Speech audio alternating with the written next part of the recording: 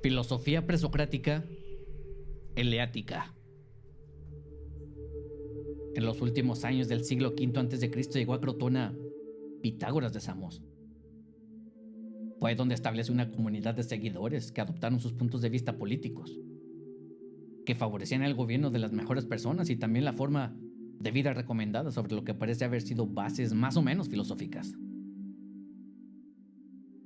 Desde ese entonces, la opinión tradicional ha sido que la aristocracia son las personas que en este contexto se refieren a las mejores personas, que generalmente son la gente acaudalada.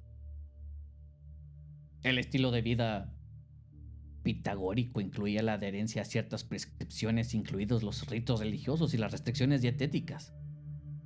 Al igual que Sócrates, Pitágoras tampoco escribió nada, pero tenía gran influencia sobre sus seguidores. Todo esto era posible gracias a su reputación y fama de gran educación y sabiduría.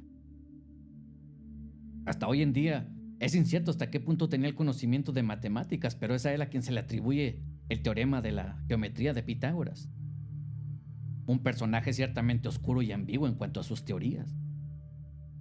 Pero es a él a quien se le atribuye también la idea de la reencarnación del alma. Esta fue una idea novedosa en su comunidad griega que también fue desarrollada en la religión órfica. Esto significa que la probabilidad de la transmigración del alma humana después de la muerte a otras formas de animales. Fueron los estudiantes pitagóricos posteriores quienes enfatizaron una estructura matemática y el orden del universo. A través de la historia, estas dos ideas y teorías siempre se les han atribuido directamente a Pitágoras. Pero la ciencia ha demostrado que la evidencia para atribuir esta cosmología basada en la matemática al mismo Pitágoras no es necesariamente algo correcto. De lo que nunca se ha tenido duda es que los primeros pitagóricos no veían la naturaleza como un sistema estructurado y ordenado por números, y es así que los pitagóricos posparménidos tenían ideas más complicadas sobre la relación entre la matemática y la cosmología. Y esto es a lo que se le ha dado el sustento y el beneficio de la duda, que fue el mismo Pitágoras quien pudo haber hecho grandes avances en el tema.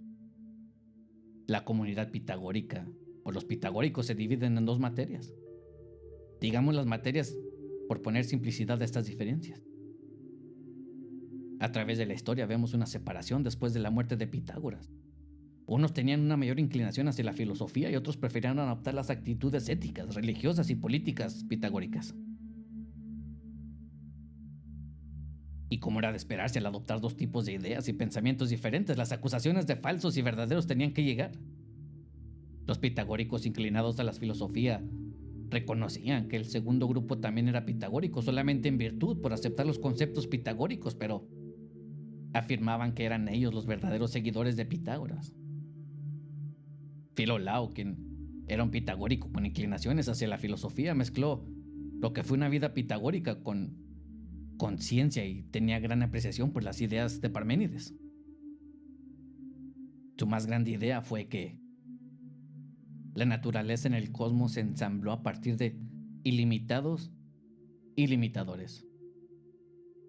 Estos limitadores e ilimitados juegan una gran parte en las ideas de Parménides, que dice que son y deben ser inmutables a lo que son, por lo que pueden conocerse, están unidos y en una armonía.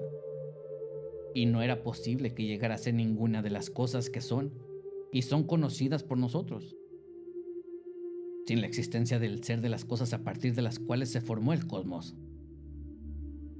Y los ilimitados son simplemente materias continuas no estructuradas. En cambio, los limitadores crean forma y estructura matemática a los ilimitados. Las cosas se vuelven cognoscibles porque están estructuradas de esa manera. La estructura aparentemente puede expresarse en una razón numérica que permite comprender que todas las cosas que se conocen tienen el número, porque sin esto nada podría pensarse o conocerse. Este mismo Filolao también desarrolló una teoría del cosmos que desplazó a la Tierra del centro y ofreció relatos novedosos en cuanto a eclipses. Otro prominente presocrático eleático y que hemos mencionado algún par de ocasiones en el episodio anterior es Parménides.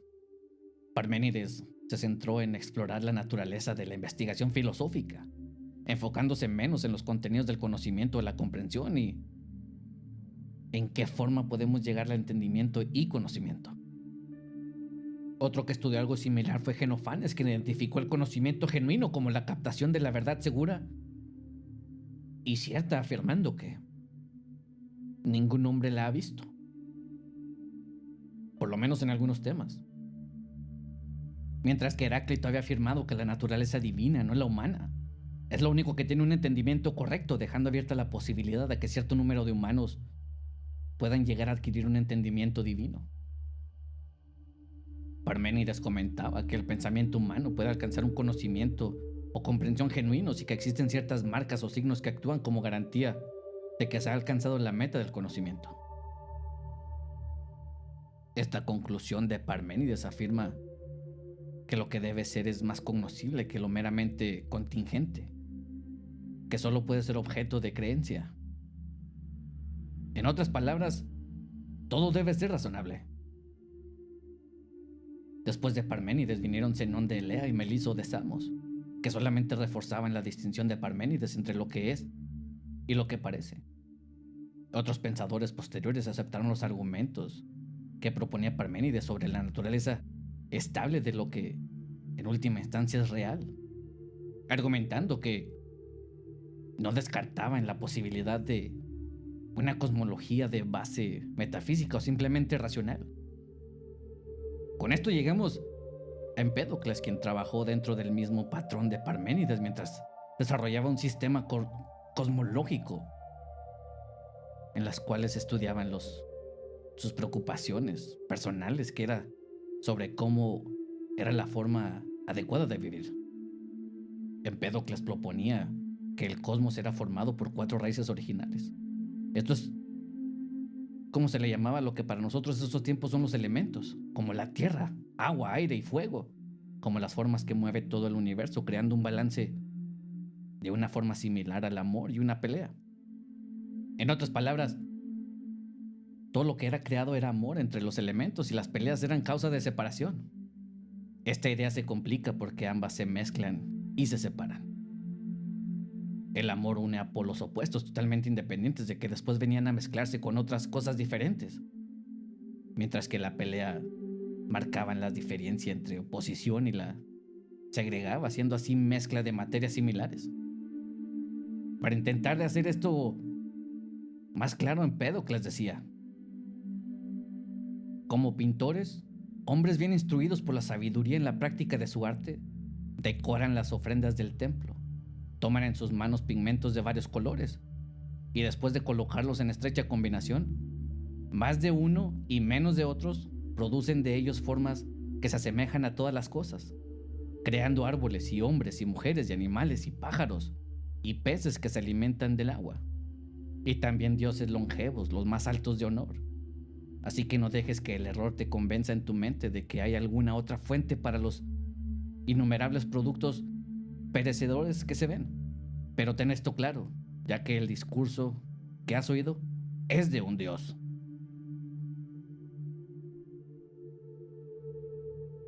Así es, Empédocles se veía a sí mismo como un dios. Ahora, en otras palabras, así como los pintores pueden producir escenas fantásticamente realistas simplemente mezclando colores, las operaciones del amor y la pelea usando solo las 4 raíces pueden producir lo que menciona en la cita. Todo esto es a lo que Empédocles llamaba mortales. Y va aún más allá, hablando de todo esto en forma de fantasía, cuando habla del amor usando como referencia a la diosa Afrodita, diciendo que crear formas humedeciendo la tierra con lluvia, rápidamente poniéndolas en fuego para que se endurecieran. Al igual habla sobre una receta para huesos. La carne y la sangre tienen la misma receta. Tierra, agua, aire y fuego en proporciones iguales, pero difieren en el refinamiento de la mezcla. Siguiendo la tendencia de otros presocráticos, Empédocles también creó una teoría cosmológica. En este caso era un ciclo interminable que involucra la competencia entre el amor y la lucha. O una pelea. El amor Vence la influencia separándola de la pelea, uniendo a todos los que son diferentes y evitando así que los similares se adhieran. El triunfo del amor da como resultado a lo que él se refería como la esfera, que está conformada por estas cuatro raíces o elementos que están mezcladas. La lucha es, en cambio, rompe la esfera al comenzar a atraer los similares y así separar la mezcla hasta que llega a triunfar, creando así una segregación completa de las raíces o elementos. En cambio, el amor se resiste a la separación de los diferentes y a la unión de los similares, para tratar de mantener las mezclas y crear cosas diferentes. En otras palabras, el cosmos, el universo tal como lo conocemos hoy, es el resultado de fases intermedias entre los dos extremos del triunfo de una de estas dos fuerzas. Aunque Empédocles habló extensamente sobre el cosmos, la materia de la cosmología no fue su único interés. Existe evidencia que tenía otros intereses igual de grandes para poder entender lo que es la percepción y su papel en el conocimiento, el funcionamiento del cuerpo y hasta la psicología. Siguiendo el mismo camino de los pitagóricos, Empédocles pensaba que la forma de vivir era tan importante como los compromisos teóricos, ya que estas dos cosas compartían una conexión demasiado íntima. Debido a la evidencia que existe, se puede pensar que Empédocles fue el autor de dos obras llamadas Física y Purificaciones. Una habla de la cosmología y otra de las éticas religiosas. Tratar de relacionar estas dos obras ha causado controversia desde hace décadas, ya que la evidencia que existe muestra equivocadamente que los aspectos cosmológicos y éticos religiosos del pensamiento de Empédocles estaban de alguna forma relacionados.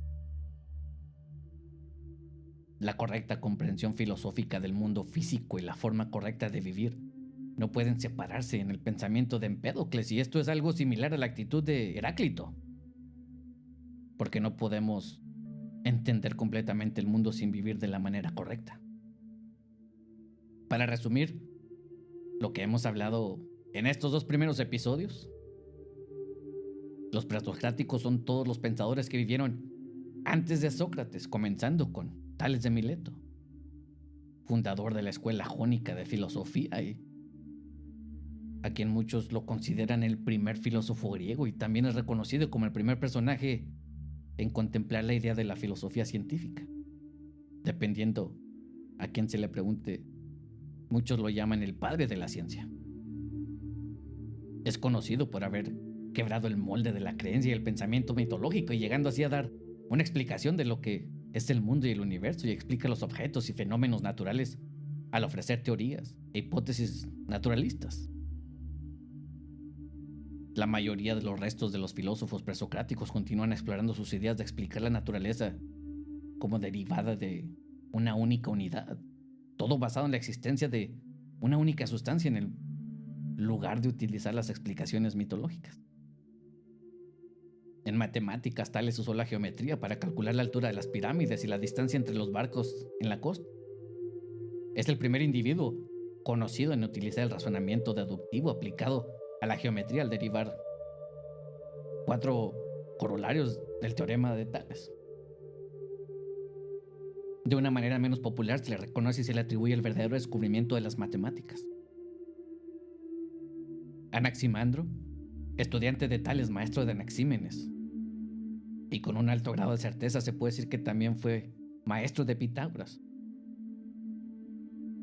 Fue uno de los primeros defensores de la ciencia y trató de observar y explicar diferentes aspectos del universo, con un interés particular en sus orígenes, afirmando que la naturaleza se rige por leyes, al igual que las sociedades humanas, y cualquier cosa que perturbe el equilibrio de la naturaleza no lo hace durar mucho. La filosofía de Anaximandro, al igual que muchos de los pensadores de su tiempo, incluyó contribuciones a muchas otras disciplinas. En astronomía intentó descubrir la mecánica de los cuerpos celestes en la relación con la Tierra. En la física, su postulación de que lo indefinido era la fuente de todas las cosas llevó a la filosofía a llegar a un nuevo nivel de abstracción conceptual. Su conocimiento de la geometría le permitió crear y presentar el reloj solar. llegó a crear un mapa del mundo, lo que llegó a contribuir de gran manera al avance de la geografía. Anaxímenes, estudiante de Anaximandro, es el último de los 3 filósofos de la escuela milesa, o milena, quienes son considerados los primeros filósofos del mundo occidental. Tomemos en cuenta que antes el mundo eran solamente este y oeste. Grecia e Italia, en donde nacieron estas filosofías, es considerada el mundo occidental, mientras que Asia es, por lógica, considerada la parte del mundo oriental. Estos son temas que vamos a abordar en episodios futuros. Continuando con Anaxímenes, quien propuso que todo estaba hecho de aire o que también puede incluir niebla o vapor, más aire condensado creado por objetos más fríos y densos y aire más enrarecido creado por objetos más calientes y livianos. Gran parte de su conocimiento astronómico se basó en el de su maestro Anaximandro, aunque modificó las ideas astrológicas para que se ajustaran mejor a sus propios puntos de vista filosóficos sobre la física y el mundo natural. Él creía que la Tierra era plana como un disco y se movía en el aire. Hasta el día de hoy existe un cráter en la Luna que lleva su nombre. Esto es irrelevante, pero puede ser una pregunta que se puede encontrar en algún juego de trivia. Heráclito, la idea y filosofía principal de este pensador fue la unidad de los opuestos. Una de las aplicaciones más notables de esta idea fue el concepto de impermanencia, el cambio constante. Veía el mundo en un constante flujo, cambiando mientras permanecía igual. Lo que expresó en el dicho: ningún hombre entra 2 veces al mismo río. Este aspecto cambiante de su filosofía se contrasta con lo que acabamos de ver con los puntos de vista de Parménides, quien creía que el ser y en la naturaleza estática del universo. Los atomistas Demócrito y Leucipo. La teoría de Demócrito sostenía que todo estaba compuesto de átomos, que son física pero no geométricamente indivisibles, que entre los átomos yace el espacio vacío, que los átomos son indestructibles y siempre han estado y siempre estarán en el movimiento, que hay un número infinito de átomos, de clases de átomos que difieren en forma y tamaño. Sus contribuciones exactas son difíciles de separar de las de su mentor Leucipo, ya que a menudo se mencionan juntos en toda la literatura disponible. Su especulación sobre los átomos, tomada de Leucipo, tiene un parecido pasajero y parcial en la comprensión de la estructura atómica del siglo XIX, que ha llevado a algunos a considerar a Demócrito como el más científico de todos los filósofos griegos. Sin embargo, sus ideas se respaldan en formas diferentes. Demócrito, junto con Leucipo y Epicuro, propusieron los primeros puntos de vista sobre las formas y la conectividad de los átomos. Ellos lograron el razonamiento de que la solidez material corresponde a la forma de los átomos involucrados, usando analogías de las experiencias sensoriales de los humanos, una imagen de un átomo que los distingue entre sí por su forma, su tamaño y la disposición de sus partes. Además, las conexiones explicadas por enlaces materiales en los que los átomos individuales estaban provistos. La teoría de los atomistas parece estar más alineada con la creencia moderna de que cualquier otra teoría de la antigüedad. Sin embargo, la similitud con los conceptos modernos de la ciencia pueden resultar confuso cuando se trata de entender de dónde proviene la hipótesis. Los atomistas clásicos no podían haber tenido una base empírica para los conceptos modernos de átomos y moléculas. Pitágoras, fundador del pitagorismo del siglo V a.C., una escuela o comunidad en la que todos los miembros juraban guardar en secreto y vivían un estilo de vida comunal y excéntrico. Este estilo de vida implica una serie de prohibiciones dietéticas tradicionales que se decía que incluían el vegetarismo. Las enseñanzas que se le atribuyen a Pitágoras es la metempsicosis o reencarnación de las almas, que sostiene que toda alma es inmortal y al morir entra en un nuevo cuerpo. No podemos descartar que también haya creado la doctrina de la música universal, que dice que los planetas se mueven de acuerdo con ecuaciones matemáticas que resuenan para producir una sinfonía musical audible. A Pitágoras se le atribuyen muchos descubrimientos matemáticos y científicos, incluido el teorema de Pitágoras, la afinación de Pitágoras, los cinco sólidos regulares, la teoría de las proporciones, la esfericidad de la Tierra y la identidad de las estrellas matutinas y vespertinas, que nosotros conocemos como el planeta Venus. La historia nos dice que este personaje también fue el primero en llamarse filósofo o amante de la sabiduría. La influencia de Pitágoras la podemos encontrar en pensadores como Platón. Las ideas pitagóricas con respecto a la perfección de matemática también tuvieron un efecto en el antiguo arte griego.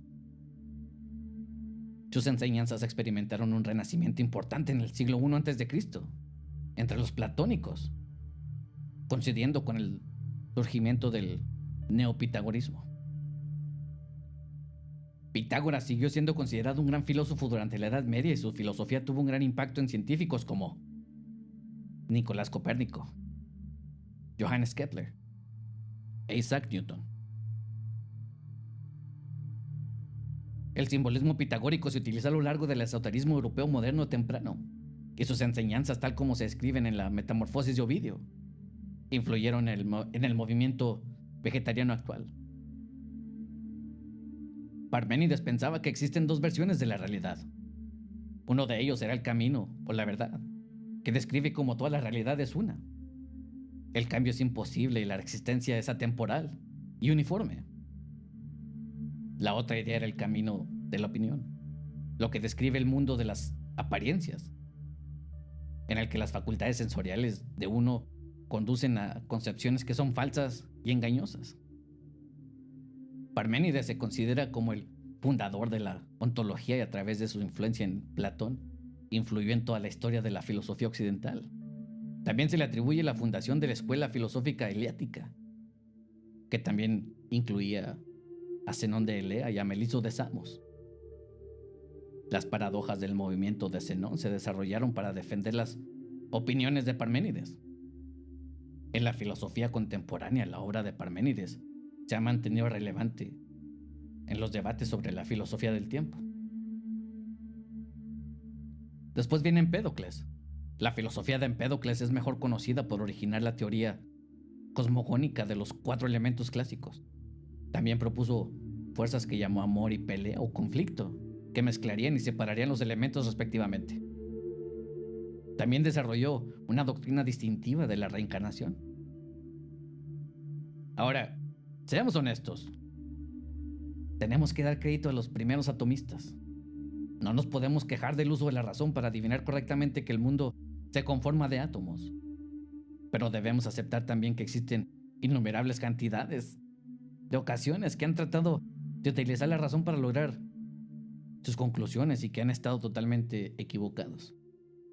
Hay que dar crédito a todos los científicos que han llegado después de Demócrito y Leucipo por todo su trabajo y descubrimientos.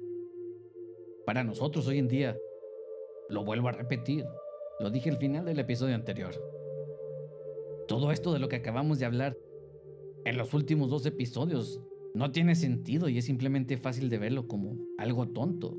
Y es solamente porque nosotros sabemos y estamos conscientes de que estaban totalmente equivocados.